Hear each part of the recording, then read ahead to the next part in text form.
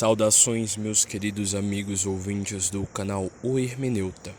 Hoje nós teremos a possibilidade de estudar um arcano riquíssimo que teme muitas pessoas quando cai numa tiragem, mas hoje eu vou mostrar para vocês que ele não é tão negativo quanto as pessoas imaginam. Ele tem sim um contexto um pouco negativo, já que ele fala de uma parte do momento onde a gente está desenvolvendo a nossa percepção sobre o nosso eu, mas vocês vão perceber que esse diabo talvez não seja tão católico quanto vocês imaginem, que a percepção e o entendimento do diabo nessa carta, na verdade, é algo que irá nos auxiliar a entender cada vez mais sobre nós mesmos, porque nós tendemos a atribuir muitas das vezes a culpa a ele, mas boa parte dos principais erros que cometemos são nossos, do nosso próprio ego, do nosso próprio egoísmo. Então hoje vocês vão perceber que o diabo somos nós mesmos, quer dizer, uma parte de nós que precisa ser iluminada e que pode parar e deixar de existir dentro de cada um de nós. Bem, hoje, como eu já falei, já fiz uma introdução, nós falaremos do Arcano do Diabo, a carta número 15.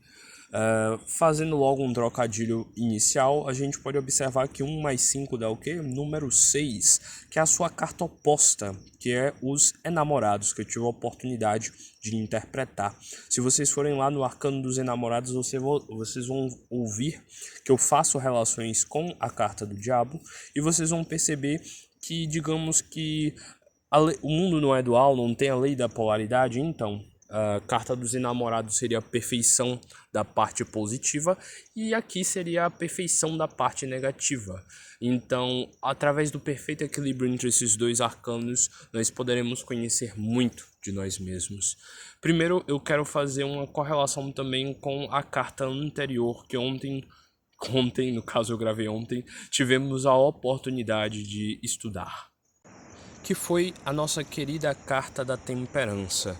Para quem não assistiu ainda o vídeo, eu vou dar uma breve explicação, mas eu aconselho que vocês estudem e ouçam ele, para que assim vocês possam entender melhor o contexto. O tarot meio que conta uma historinha em cada um dos arcanos, então fica estranho você ouvir apenas um episódio dessa historinha. Então, bora lá. A temperança, a gente explica o quê? Que a temperança é um momento onde você está temperando, onde você está buscando entender todos os ciclos anteriores que a carta da morte lhe fez abandonar, e agora você estava temperando a sua consciência, a sua mente, a sua maturidade, por aí vai.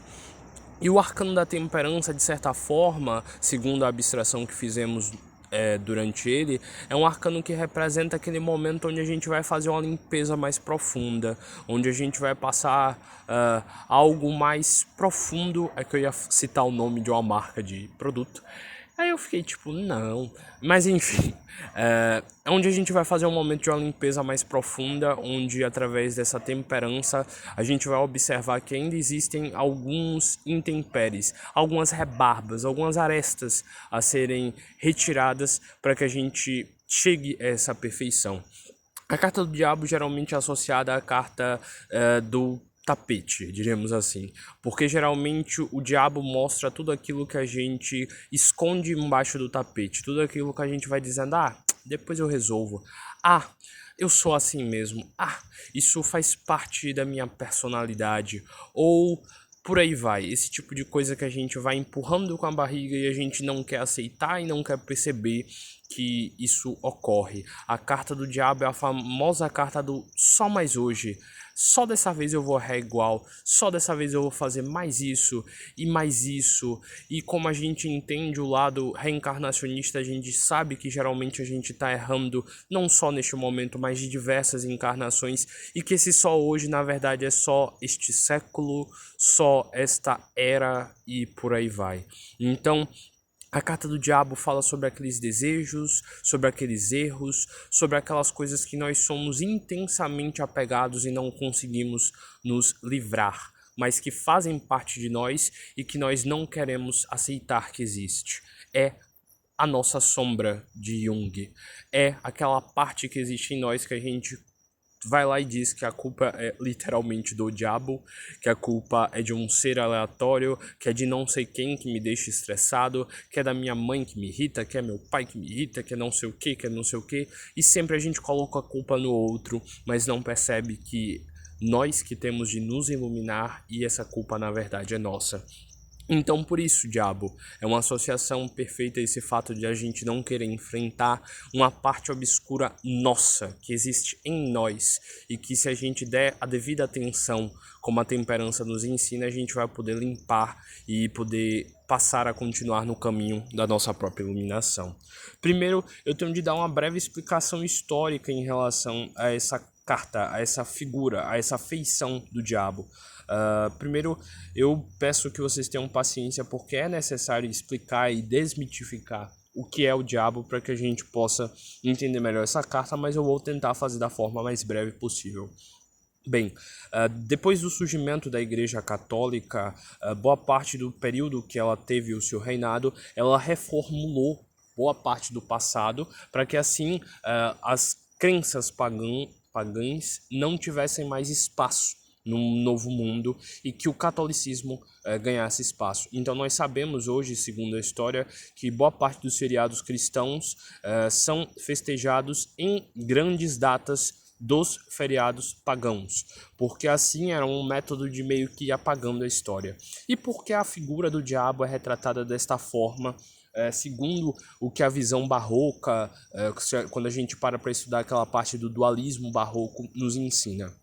Primeiro, eles colocaram patas e cascos nesse diabo, assim como os deuses pagãos tinham cascas patas e cascos, porque eles eram deuses da natureza, então eles eram representados assim como a natureza era, assim como os animais da natureza precisavam ter cascos para poder andar pelas pedras, pelas raízes e não machucarem suas patas, seus pés. Então, por isso que esse diabo tem cascos, porque os deuses pagãos eram representados assim. E também, quando a gente for mais para frente, eu vou explicar a versão do Baphomet de Levi, a gente tem que entender que também é uma associação ao elemento terra, a esses animais associados a esta parte da manifestação. Porque esse diabo tem asas? Porque também alguns seres da mitologia pagã, eles eram alados, e o fato de ter asas também era uma associação à natureza, a eles terem a capacidade de voar, simplesmente. Mas vocês vão entender que essa associação também mostra algo com o elemento ar e a parte do nosso inconsciente, que eu mais pra frente vou explicar. Por que chifres? Porque os deuses pagãos tinham chifres. Procurem no Google aí o deus Cernunnos, é Cernnu. O resto o Google completa. O deus Cernunnos, entre outros, eles tinham cascos, eles tinham chifres. E o que são esses chifres amedrontadores? Na verdade, para o entendimento do paganismo, os chifres representam antenas, representam a conexão com o divino, com todo, com Deus. Então não tinha nada demais eles terem chifres. Na verdade, eles entendiam que esses chifres estavam captando a energia do celestial, de Deus, do bondoso Criador de nossa realidade. Então, quando a gente para entender cada uma dessas partes, a gente olha assim, poxa, talvez isso não seja tão amedrontador. Porque tinha rabo, porque a maioria dos bichos tem rabos. E eles acreditavam e faziam essas associações com os deuses pagãos. Também os chifres eram símbolos de fertilidade, de virilidade. Quanto maior a galhada do cervo, mais viril ele era, mais fêmeas ele tinha para poder procriar, porque ele era um macho alfa. Então, o fato dele ter chifres é apenas uma associação com o lado dessas antenas. Mas voltando agora para a explicação em si da carta, já que eu já fiz a associação e já de certa forma por cima desmitifiquei essa figura do diabo. O fato dele ter pelos é por quê? Porque os seres animais têm pelos. Então, enfim, gente, tenta abrir a mente em relação a isso. Essa figura, esse medo que criaram em relação a essa figura era para que ele pudesse ser associado aos deuses pagãos. Então, se entrasse na casa de alguém e tivesse uma estátua para Cernunnos, que era um deus da natureza que protegia os animais, as pessoas iriam entender que ele estava cultuando ao diabo, iria contar a igreja, e a igreja iria caçar essa pessoa. Enfim, voltando à carta em si, desculpem pela abstração, mas é necessário desmitificar a figura do diabo, porque ela em si não tem nada demais, e no meio espiritual e hermetista e de estudos sobre a vida, a gente entende que o diabo é uma grande representação. Religiões como o kardecismo, por exemplo, não acreditam na existência de um diabo, porque segue a lógica de que um Deus de todo amor e de toda bondade não iria dar espaço para criar um ser de ódio. Então a gente acredita, no caso os kardecistas acreditam que existem apenas espíritos maus e atrasados, mas que em algum momento, como existe uma lei de evolução, eles irão evoluir. E lembrem-se, é necessária a dualidade. Sem as trevas, a luz não seria glorificada. Mas, tirando essa introdução que demorou um pouquinho, eu peço desculpas novamente, vamos direto à carta. Eu vou tentar fazer uma anotação para quem quiser pular e vir direto para essa parte, mas ouçam, por favor, ouçam. Entender por que essa figura está associada às mitologias é essencial para o entendimento do arcano. Então, apenas recapitulando, como eu já falei, essa carta é meio que um espelho representando o lado negativo do arcano número 6, dos enamorados. Isso aqui seria o caminho, diríamos, inverso do que o caminho que mostra nos enamorados, que é o caminho da iluminação, o caminho de se apegar aos desejos e a volúpia e tudo aquilo que está ligado ao lado material. Então, eu já desmitifiquei o que é o diabo, eu já expliquei do 15, o 1 mais 5 dando 6, que é a carta do enamorado. Isso só estudando numerologia para vocês entenderem melhor essas correlações. Então, bora lá. Primeiro a gente tem que observar os chifres. Como eu já falei, os chifres são uma associação a uma antena, uma conexão com o divino. Mas no caso desses chifres, eles estão apontados para baixo. Então isso significa que a pessoa não está dando ouvidos à própria intuição. Ela está apenas olhando a matéria, apenas olhando os prazeres egóicos dela e o que ela sente ser o melhor para ela. O que o ego dela diz para ela que é o melhor e não o que ela realmente sente, o que realmente a essência dela busca aprender e evoluir. Agora, olhando o que tem no meio desses chifres, a gente observa o símbolo do pentagrama invertido. Quando o pentagrama está virado para cima, ele representa as pontas de baixo, as 4 pontas, cada uma um dos 4 elementos, e a ponta de cima representa a união perfeita do perfeito equilíbrio entre esses 4 elementos, gerando o 5º elemento, que seria o princípio criador, o éter, e por aí vai. É aquilo que cria toda a nossa realidade. Se vocês pararem para observar, tudo na realidade possui 4 elementos. Por exemplo, uma planta, ela tem as raízes, ela tem a parte da terra, o elemento terra. Ela tem a parte das folhas, que absorve o elemento ar. Ela tem a parte da seiva bruta, que faz com que ela tenha vida, o elemento fogo. E ela também tem parte de água dentro dela, representando o elemento água. Tudo no nosso universo, se vocês fizerem abstrações, é possível observar que existem os 4 elementos. Mas enfim, voltando ao pentagrama, quando esse pentagrama está invertido, isso significa o quê? Que a pessoa não tem o controle de nenhum dos elementos e que ela está criando, no caso da 5ª ponta do pentagrama invertido, coisas negativas para a realidade dela. Vocês vão perceber que a perfeição é retratada no hexagrama, porque não importa a forma que vocês girem ele, ele continua sendo perfeito. E vocês também vão entender lá no áudio número 6, que o 6 tem uma grande representação no caso do hexagrama, da estrela de Davi. Vocês vão perceber que as 6 pontas têm um grande simbolismo de equilíbrio, de evolução e de autoconhecimento. Enfim, esse hexagrama, esse pentagrama, desculpem, na testa dele representa isso, que a consciência dele, que o lado mental que deveria estar sendo utilizado para evolução, está preso à matéria, está preso ao lado denso dos 4 elementos. O seu rosto, de como se fosse um bicho ou algo do tipo para gerar medo, representa esse lado animalesco, que na verdade, na origem, era só uma representação do animal. aproximando, mas a gente passou a ter essa associação de medo com esse ser, com essa face.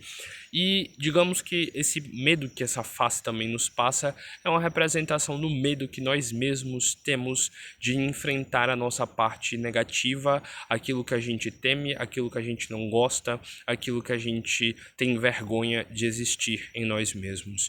Então, esse medo que o diabo nos passa é muito da sombra. Vocês vão ver o conceito de sombra de Jung, que a gente vai fazer um vídeo só sobre isso, e vocês vão perceber que a sombra é aquilo que está no nosso inconsciente, que a gente não consegue perceber, que a gente mente para nós mesmos em relação a possuir ou não esse aspecto da nossa personalidade, porque a gente coloca vários motivos para a gente ser como é e fica passando pano para nós mesmos.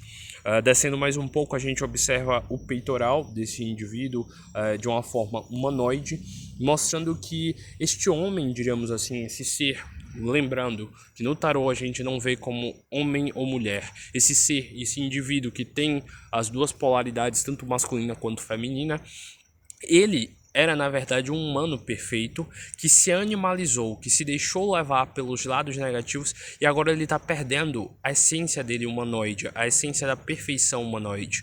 Poucos humanos são humanos de verdade, na essência do que seria ser humano.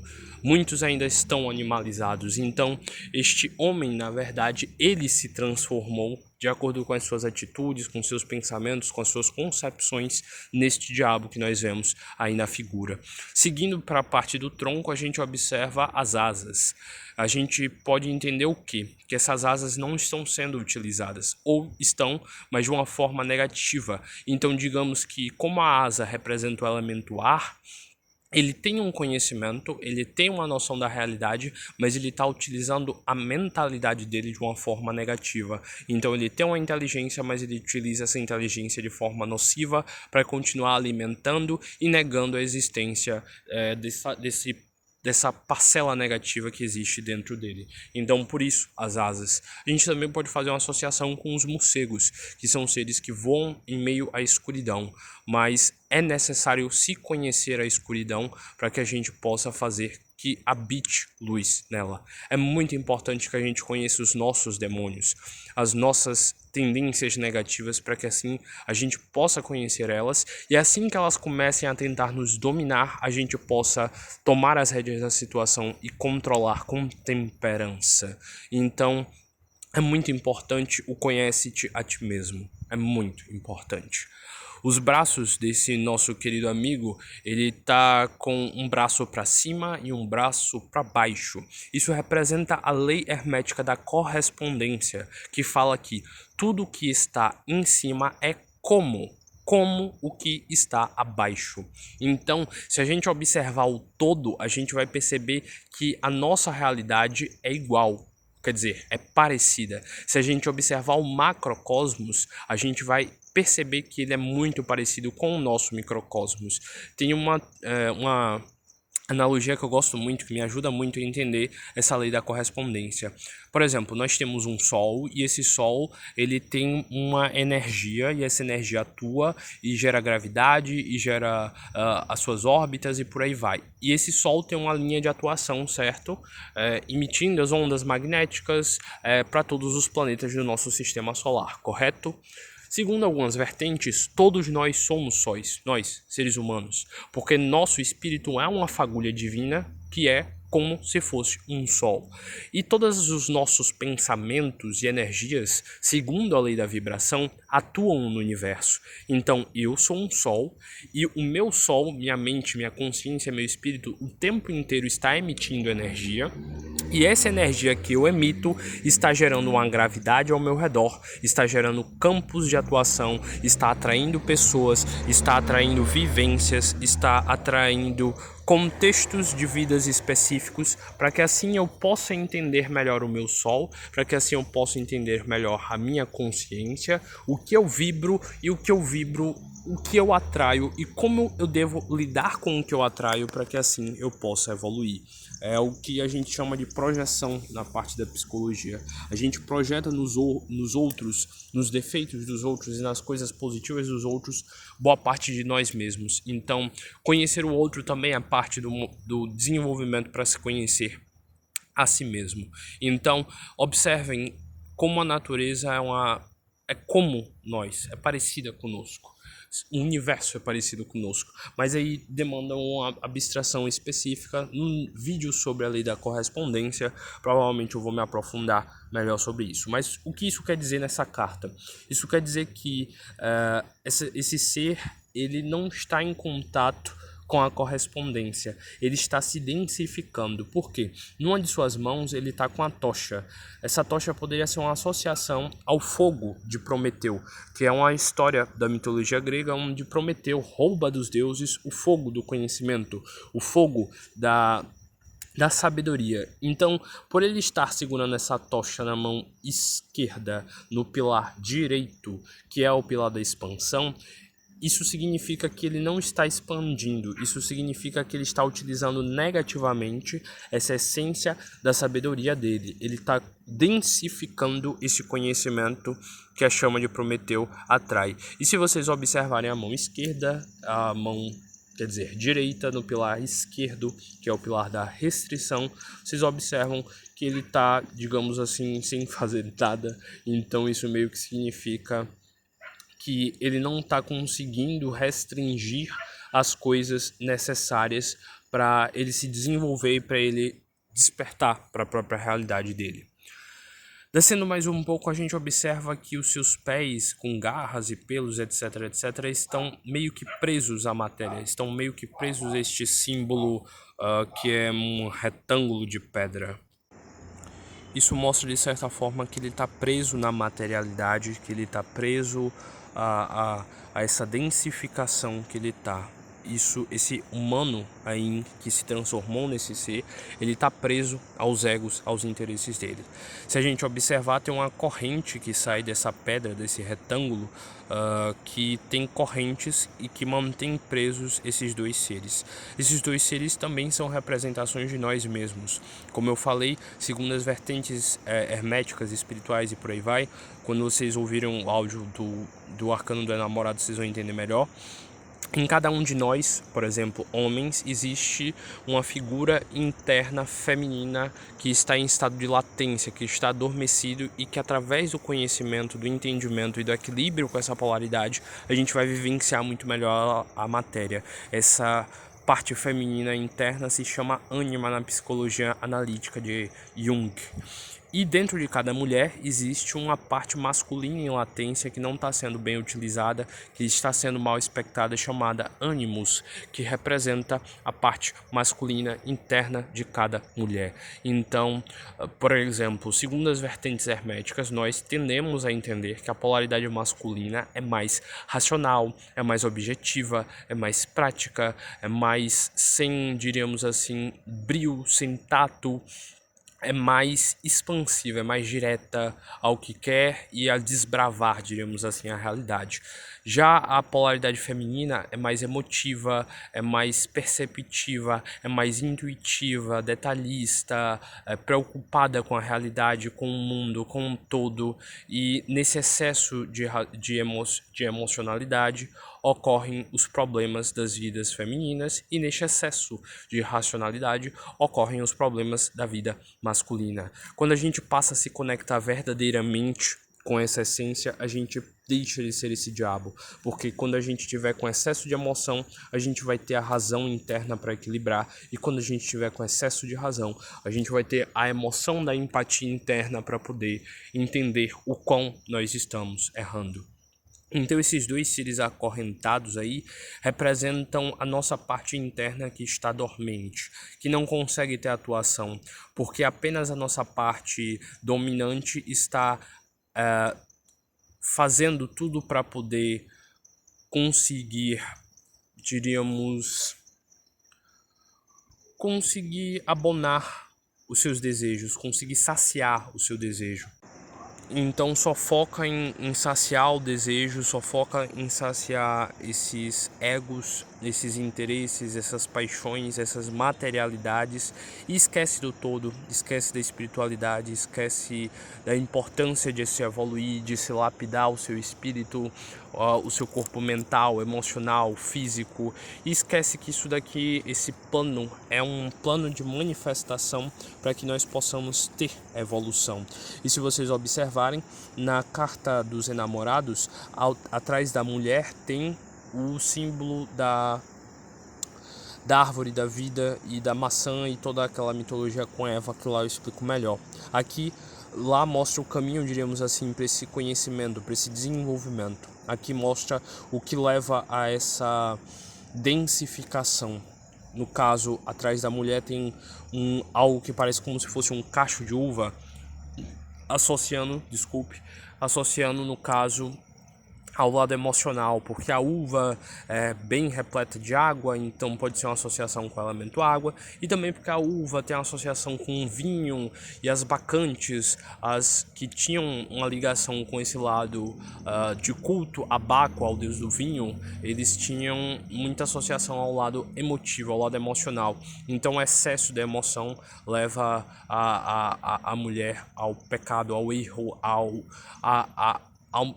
não desenvolvimento. Enquanto no homem, a gente vê como se fosse algo como um fogo. Então, seríamos o excesso da racionalidade, o excesso da vontade, a inação, ele não conseguir aspectar da forma correta e direcionar da forma correta os seus desejos, os seus ímpetos, o seu desejo de ser expansivo, assim como a mulher não aspectar bem o seu desejo de ser restritiva.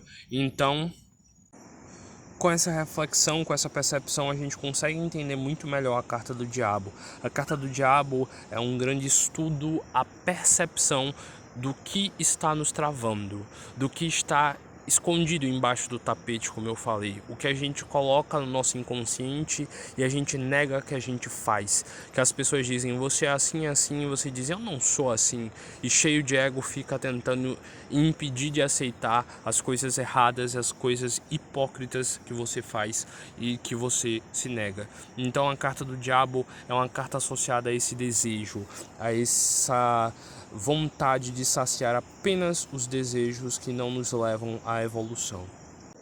Agora passando para interpretação da versão do tarô de Marselha, a gente pode observar algumas diferenças principais entre a carta de Waite. No caso, a gente pode observar primeiro a parte dos chifres. Eu falei que os chifres no de Waite estão para baixo, representando essa falsa conexão. E vocês devem estar se perguntando por que no de Marselha os chifres são para cima, normais e bem postos, como se fosse algo positivo. É porque no caso desse de Marselha, vocês podem observar que na verdade ele está usando algo como se fosse um capacete, um solidel, e esses galhos são falsos, eles são de resina, sei lá, tentando fazer uma explicação mais lúdica. Eles são falsos, é como se fosse um capacete que na verdade está interrompendo essa conexão, porque digamos assim, é algo que está acima do plexo coronário e do frontal, então meio que está atrapalhando a consciência, o desenvolvimento da consciência, está meio que abafando a antena desse ser. Descendo mais um pouco, a gente observa que esse ser tem peitos muito bem definidos, porque ele é uma figura hermafrodita, ele está mostrando que nele possui o lado feminino e que também possui o lado masculino, mas não estão bem aspectados, bem equilibrados, por isso que tem essa predominância dessa parte desses órgãos. Se a gente observar também, as pessoas estão acorrentadas ao ego, e a gente pode fazer também correlações com a carta do julgamento. Se vocês observarem essas pessoas acorrentadas na parte de baixo, elas são as pessoas que surgem meio que saindo do túmulo, diríamos assim, na carta do julgamento. E lá para frente eu vou explicar melhor porque eles aparecem também nessa carta, assim como na carta dos enamorados. Então a gente pode entender o quê? Por que esses seres estão presos a este ego? Porque eles estão impedindo essa evolução. Se a gente for para a parte da interpretação da mente humana de Freud, a gente vai entender que a nossa mente é formada por várias estruturas que podem ou não nos auxiliar na nossa evolução. Por exemplo, segundo Freud, existe uma parte animal dentro de cada um de nós que é chamada de id. É a nossa essência animalesca que só serve apenas para nos defender e para nos gerar prazer. Então, é aquela parte da criança, diríamos assim, que ela gosta das coisas doces e ela se afasta das coisas azedas. Seguindo mais um pouco, a gente consegue a percepção do que seria o ego. O ego seria, diríamos assim, um desenvolvimento desse id. O ego é o momento onde a criança começa a reparar que ela existe e que ela é um ser individual na existência.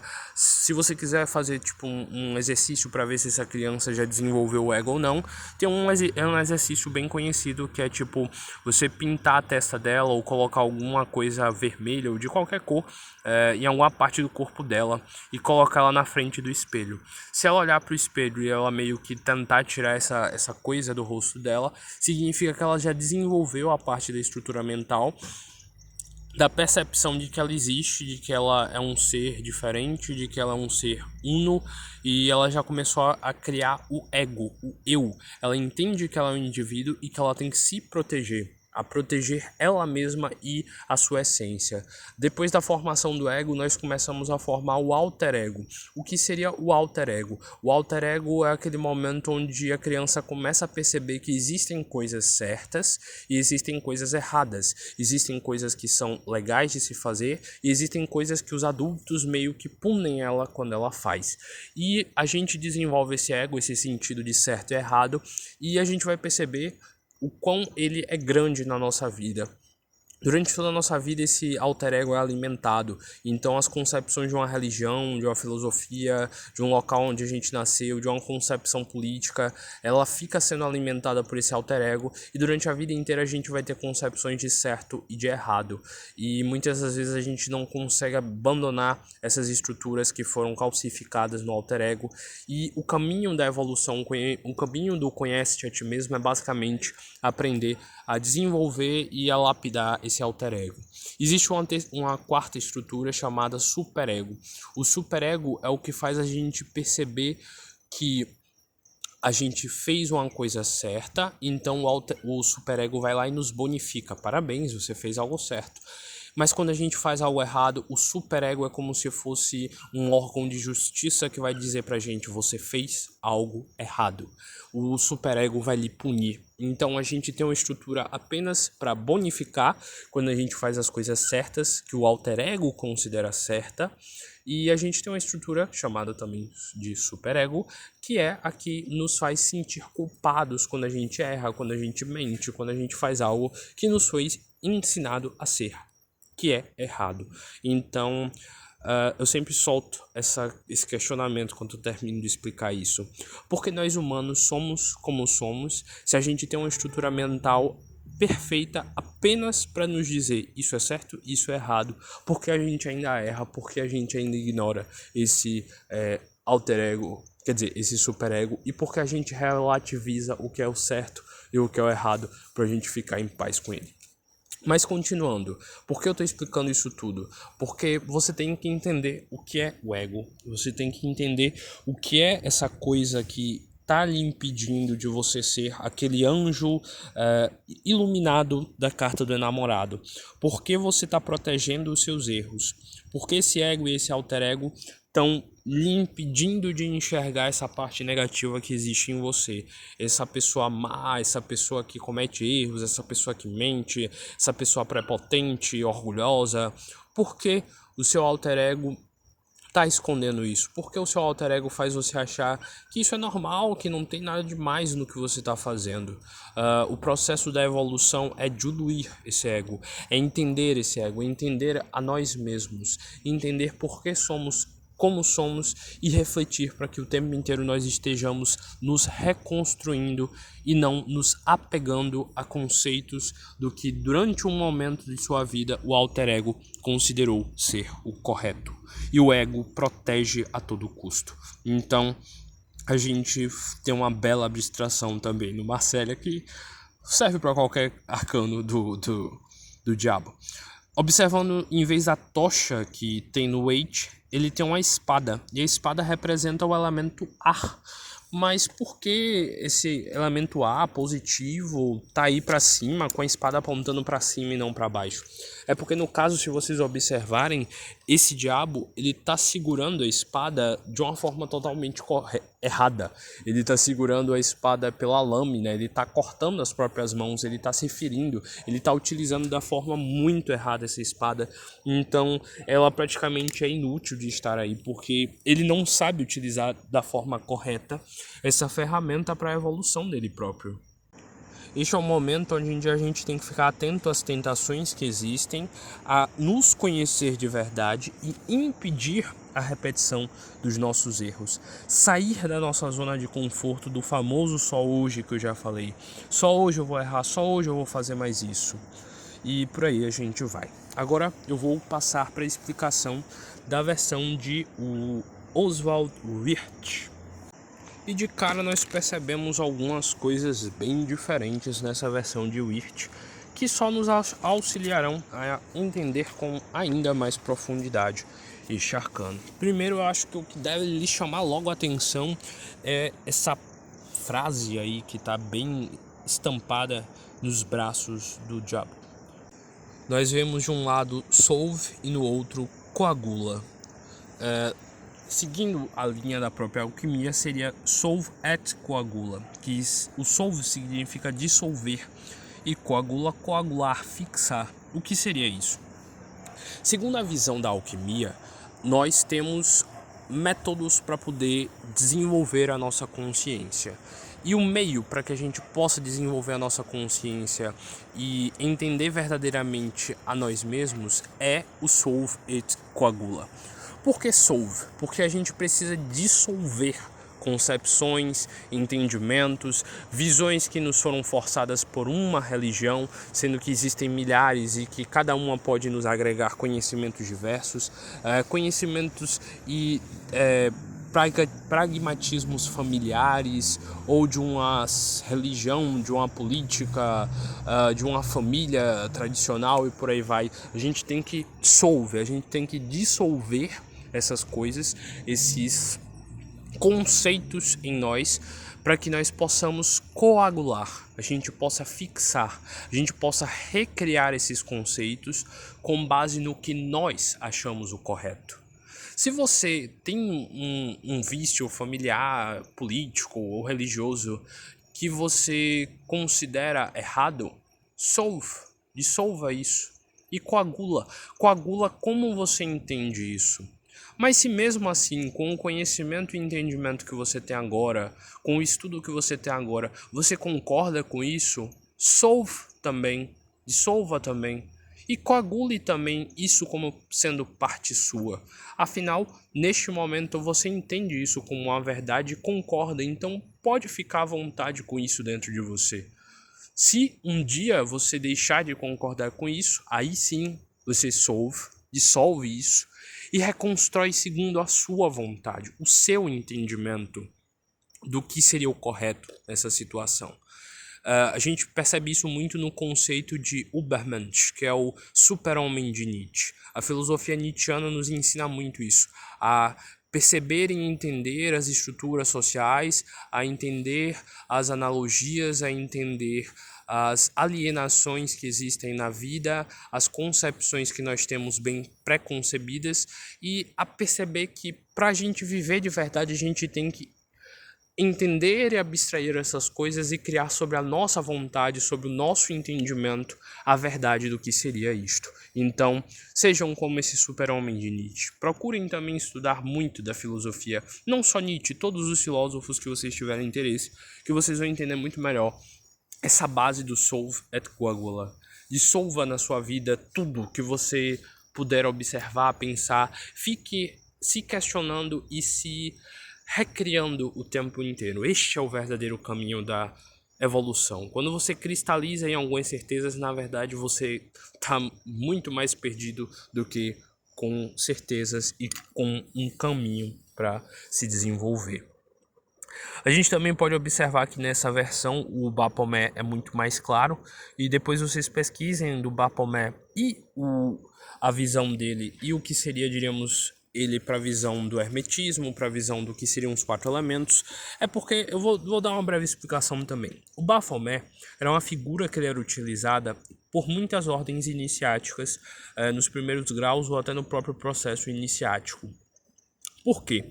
Porque se uma pessoa entrasse, olhasse aquela figura e tivesse a calma para parar, pensar, tentar entender, tentar adaptar à sua mente o que aquilo significava, ele teria provavelmente uma mente aberta, capaz para entender a importância de se transformar.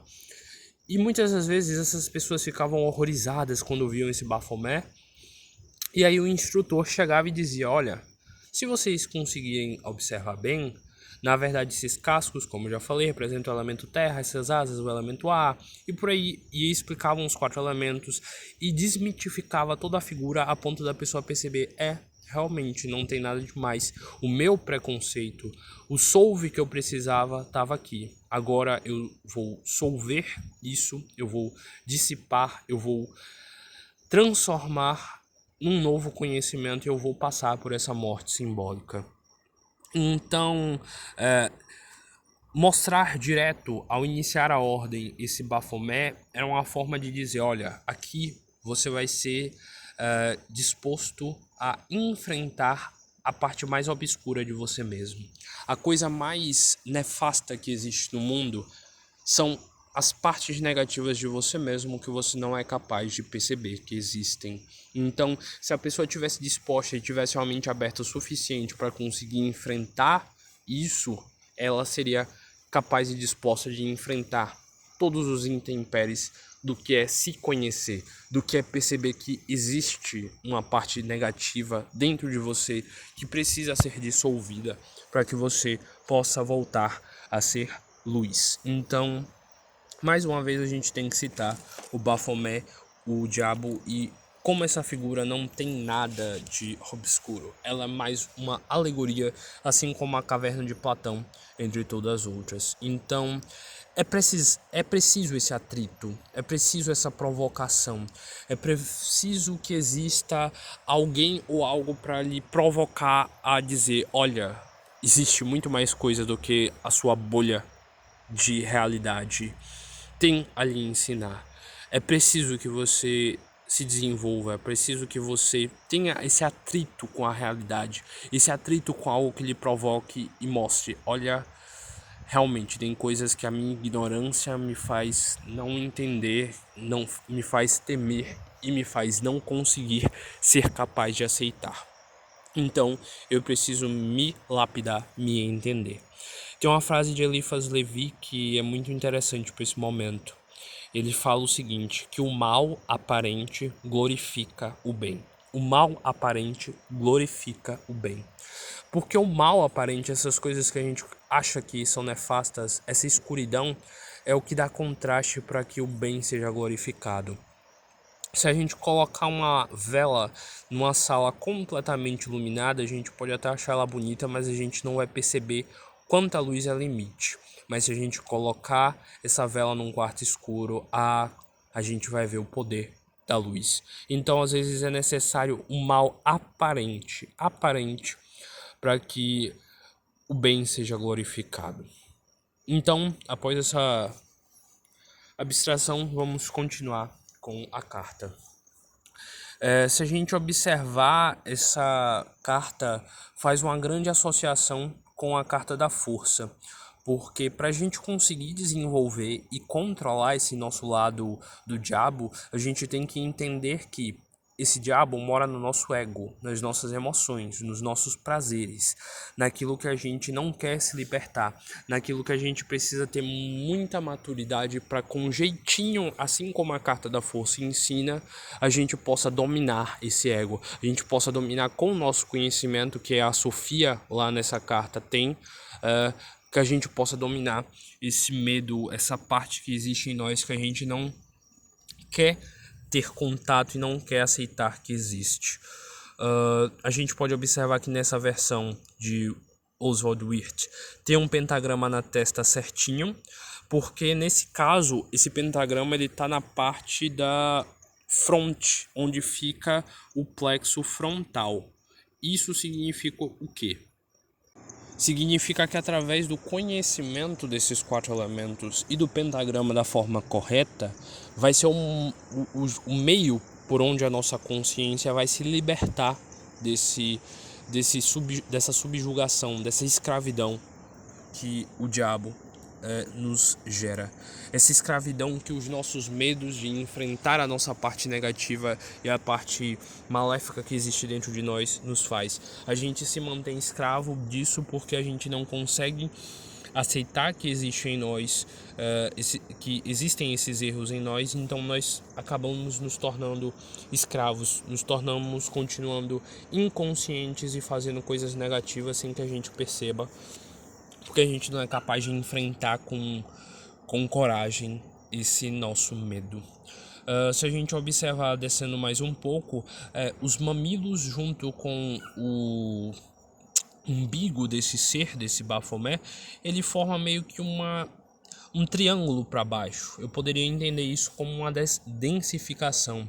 Esses egos estão jogando para baixo. Também pode ser uma associação desse lado emocional, já que o triângulo está para baixo, representando o cálice, representando o elemento água, significa que esse emocional está densificando ele.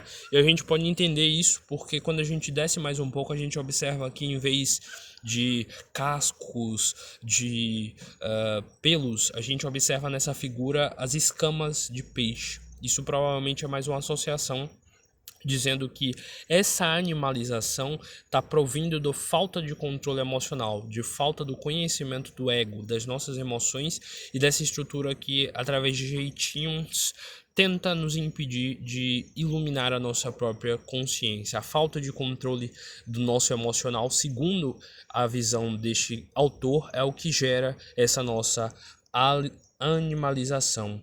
A gente pode observar também que nessa figura os chifres estão retos, mas estão para os lados. Então ele não está nem evoluindo, nem está se densificando. Ele está no momento onde ele não está utilizando essa conexão, ele não está utilizando essas antenas para o lado espiritual. Se a gente observar bem na cintura dele, tem um símbolo de Mercúrio, já que essa carta tem uma associação com a alquimia. Eu vou falar o que o Mercúrio representa para a alquimia.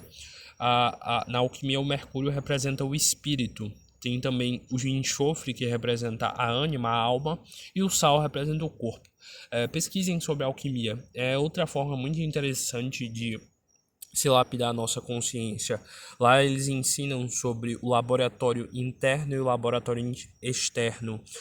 Através do contato com o laboratório externo, que é a nossa realidade, que, como eu já falei, nós projetamos, a gente pode entender e conhecer o nosso laboratório interno, e aí a gente pode lapidar ele, entender ele e melhorar, organizar cada vez mais esse nosso laboratório interno.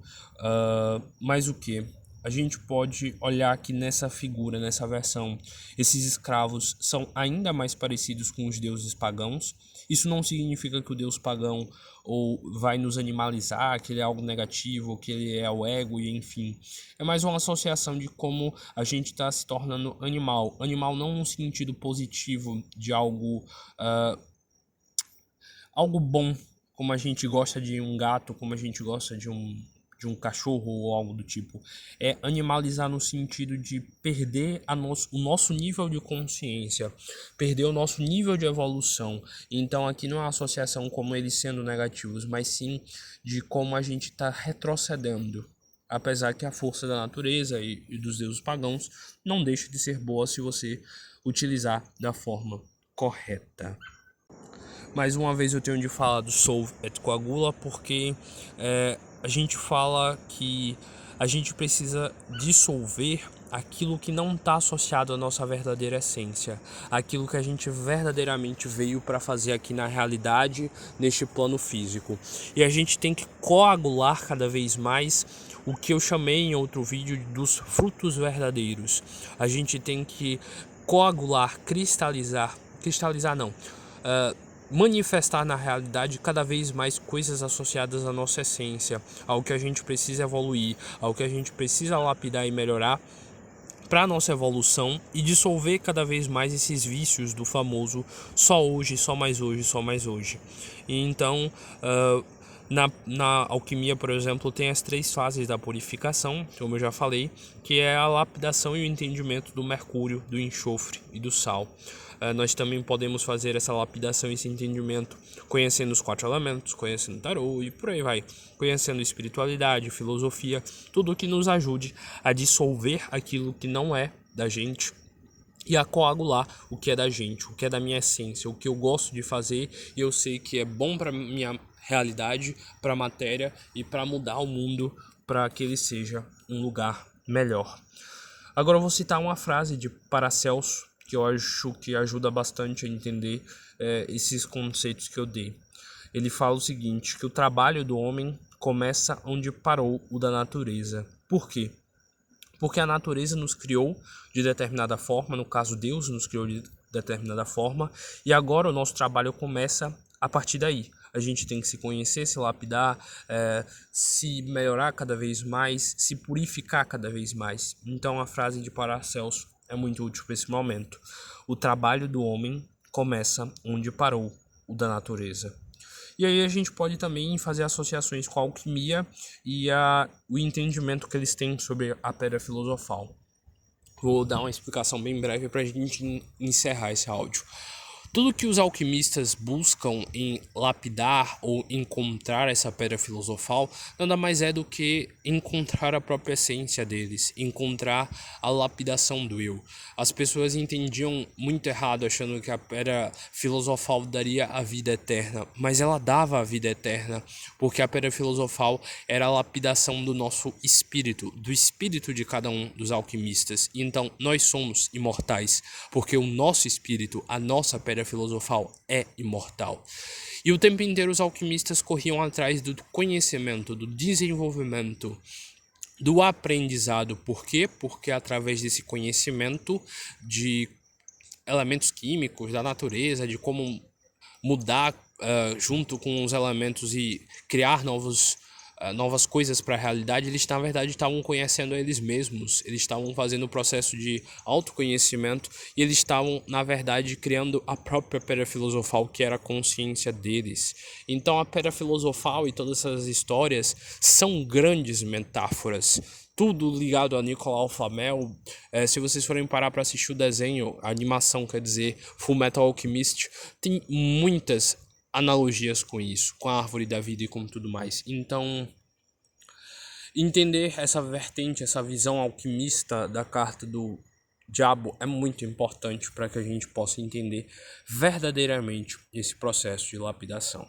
Então, finalmente agora, para os curiosos, para os que estavam aqui apenas querendo uma dicasinha de como entender essa carta, segundo o entendimento da arte divinatória, caiu na minha tiragem o que isso significa, eu diria o seguinte: eu perguntei sobre algo da minha vida e caiu essa carta, caiu a carta do diabo. Isso significa que eu tenho de dar uma pausa e entender que isso que eu tô querendo fazer, isso que eu perguntei, é um desejo egóico, é algo que eu tô fazendo porque eu quero fazer, porque eu acho que vai ser gostoso, porque eu acho que vai ser divertido, porque eu acho que vai ser o melhor pra mim, mas não tá associado à minha essência, não tá associado ao que eu sou, não tá associado a o que eu vim para fazer nessa realidade. Geralmente eu vejo a carta do diabo cair muito em tiragens amorosas. Eu gosto de tal pessoa, vai dar certo o meu namoro com essa pessoa? Bem, se saiu a carta do diabo, isso significa que essa pessoa é um desejo egóico seu. Talvez possa até dar certo o relacionamento, mas você tá fazendo isso porque você acha essa pessoa bonita, porque você acha essa pessoa com muito dinheiro, não que beleza seja problema, nem que dinheiro seja problema, mas você tá fazendo isso por ego. Não porque você acha que essa pessoa vai lhe acrescentar, que ela vai ser um bom par, que ela vai lhe ajudar a se desenvolver, a crescer. Você está fazendo isso por ego. Se você está escolhendo entre 2 trabalhos e um desses caiu a carta do diabo, isso significa que você não quer realmente trabalhar naquela profissão, que você realmente não quer fazer aquilo, mas que você está fazendo isso por ego. Como eu falei, a carta do diabo significa e representa aquele momento onde a gente precisa limpar algo que a gente nega. Então, é algo que você está negando, é algo que você está tentando se iludir de que vai ser melhor para você, de que não vai ser algo negativo, e que você fica tentando alimentar egoicamente, você fica tentando negar que isso existe, que você está fazendo isso apenas por um interesse escuso da sua mente em tentar gerar o prazer que você tanto espera que exista em você. Então, sempre que a carta do diabo cair numa tiragem, não que vai ser horrível, não que vai ser algo negativo, que é o fim do mundo, que é a pior carta do tarô. A carta do diabo apenas fala para você tomar cuidado com o seu ego. Tomar cuidado com esse caminho, com essa escolha, porque ela provavelmente não vai ser algo positivo, não vai ser o melhor para você, vai ser apenas você continuar no caminho de errar, vai ser apenas você continuar no caminho do ego e de tomar atitudes que não serão benéficas para a sua vida física, emocional, mental e espiritual. Quando essa carta cair, leve ela como uma grande advertência, como um grande aviso de que você deve evitar esse caminho, porque esse caminho vai fazer com que você sofra ainda mais nos erros que você já vem cometendo há um bom tempo. Então, muito cuidado com a carta do diabo. Faça essa reforma íntima que eu tanto falei e ensinei durante todo o áudio, caso você esteja aqui apenas ouvindo esse pedaço. Por favor, ouça o áudio. Você vai entender muito melhor porque você não deve seguir esse caminho ou fazer essa coisa. Mas se você quiser fazer, tente, aproveite, experiencie e eu desejo que você evolua e ganhe o máximo de maturidade possível nesse caminho. Bem, mais uma vez nós chegamos ao fim de um áudio, de uma explicação. Esse ficou um pouco longo demais, já sendo que todos já são, mas eu acredito que realmente eles impactam e transformam a mentalidade de quem se dedica verdadeiramente a esse aprendizado. E como eu sempre digo a vocês, eu acredito muito que aqueles que estudam verdadeiramente, que se dedicam verdadeiramente ao conhecimento, à autolapidação e a entender todas as partes positivas e negativas de sua essência, que buscam se transformar verdadeiramente, estão num caminho que é o verdadeiro caminho, que é o caminho do sucesso. Então, eu digo para vocês mais uma vez nessa noite, que se vocês se dedicarem de verdade, que se vocês buscarem de verdade evoluir, o sucesso é a única possibilidade. Quando você entender e encontrar verdadeiramente o que a sua essência chama, o que realmente você gosta de fazer, o que você ama, o sucesso é a única possibilidade. Não importa se você acha que isso não dá dinheiro no mundo capitalista. Se você fizer com um coração, de verdade, com empenho, estudar, se dedicar, o sucesso é a única possibilidade. Porque você está fazendo o que você ama, você está fazendo o que você verdadeiramente é. Você está fazendo aquilo que faz a sua essência vibrar, que faz você se sentir vivo. Então, pouco importa no final. Importa é que você vai estar completo, feliz e manifestando na realidade aquilo que você realmente gosta, aquilo que você realmente é. Então, eu desejo que vocês consigam se transformar, que vocês consigam aprender verdadeiramente com essa carta do diabo. E eu digo para todos vocês que o sucesso é a única possibilidade. E que assim seja. Muita paz.